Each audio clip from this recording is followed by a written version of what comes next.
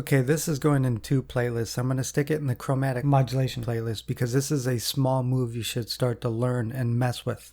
But I'm also just sticking this in the plain what to practice to increase your harmonic vocabulary as a composer. And I always create exercises around harmonic moves that I want to know in every possible situation.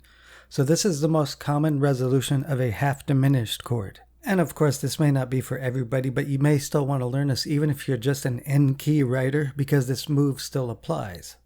Because we're creating a constant 2-5 situation. And 2 here has never heard the term 2-5-1. So that's good for reason to learn this for in-key composers, because you'll know all the possible 2-5-1 situations in a minor situation as well as parallel minor borrowing. Again, there's no fancy graphics here, and we might as well just get started. This is just pure lesson stuff. So, if you take a half diminished chord, one of the most common resolutions is to a chord down a fifth or up a fourth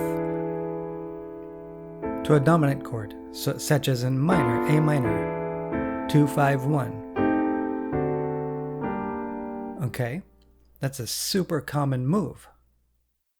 So what I usually do is I take a certain root I'll start it on. So what I usually do is I create these things where I convert a chord, the last chord I land on after the resolution. So C half diminished, F dominant, F half diminished, B flat dominant, B flat half diminished. Okay, and I keep resolving this chain. And what happens is it'll force you to use all of them.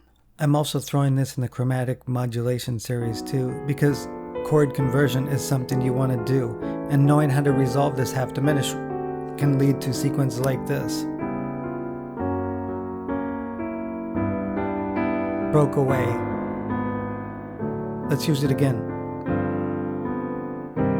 Temporary. Again. You're going to find that the half diminished chord in general is a very popular chord in that time period, Romantic era. So I'll just play through this. I'm pretty sure I didn't make any notational mistakes, but we start on C half diminished, resolve to F dominant. That's our typical resolution. Now we'll convert that to F half diminished, to B flat dominant, converting that to B flat half diminished, E flat dominant, converting that to E flat half diminished, A flat dominant. Now I'm going to use the enharmonic conversion. G sharp half diminished, C sharp dominant, C sharp half diminished, F sharp dominant, F sharp half diminished, B dominant, B half diminished, E dominant, E half diminished, A dominant, A half diminished, D dominant, D half diminished, G dominant, G half diminished, C dominant, which brings us right back to the beginning. You convert that to the C half diminished. Now, I did not write in the inversions here, and hopefully I didn't make any mistakes in there, but what I would do next is start on a different scale degree, like the 7th, and do the same exact process. That's why I didn't write in the inversions. You're going to want to do this with every possible inversion. That's why I didn't bother writing out the inversions. And interestingly enough, this is going to help you with both in-key resolution of these chords and chromatic modulation. In fact, this entire sequence here could be used as a continuous chromatic modulation sequence.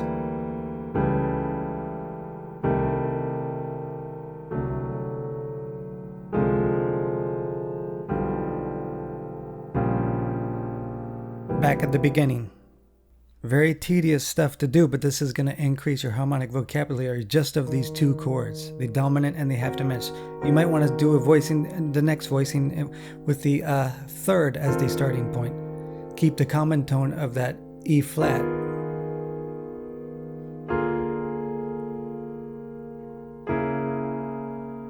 And just go through the same procedure again.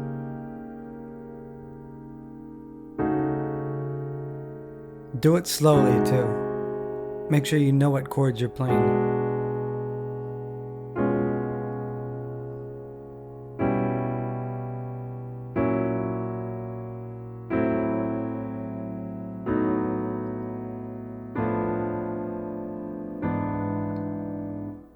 So I'm not going to go through the rest.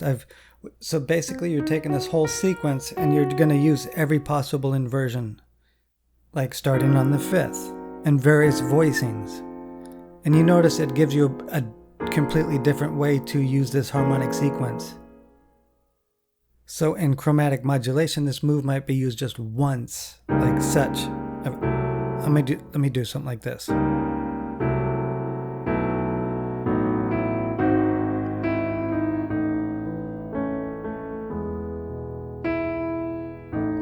However, I'm going to talk about this kind of conversion later in much more depth, but knowing how to resolve that half diminished is one small move that you can actually use to a dominant chord as another move to look out for in highly chromatic music like this. If I do something like this, there we go, resolved. Now breaking out.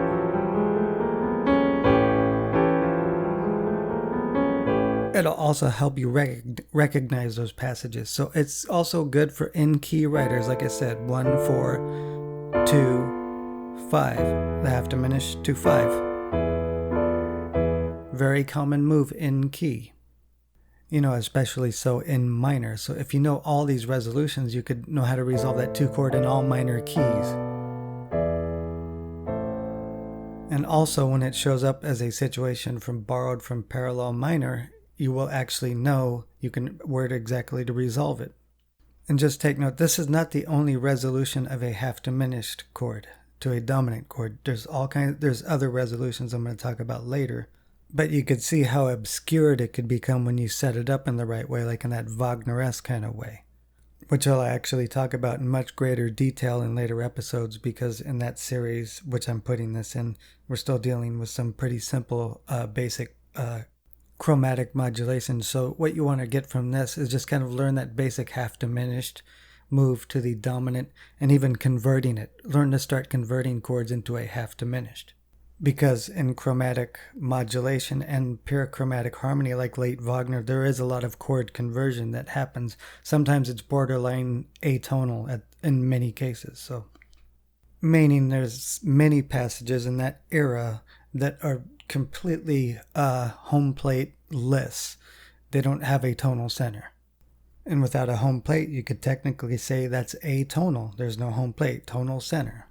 So a good practice, again, just to get out of this, is to take every simple harmonic move you know and actually use it on all possible roots. And 9 times out of 10, you can create exercises like this that will actually force you around the circle of fifths.